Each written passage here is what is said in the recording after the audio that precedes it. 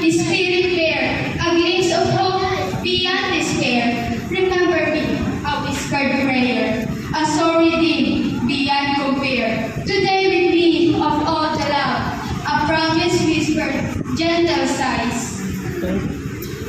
A gift forgiven, a heart set free, eternity for all to see.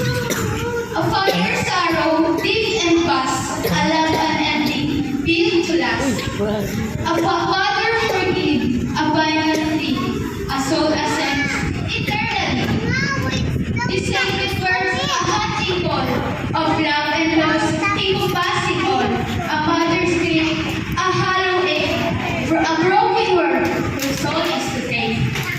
The weight of worlds upon his brow, a love extinguished even now, and when darkness, cold and deep, only silence remains to me. Amen.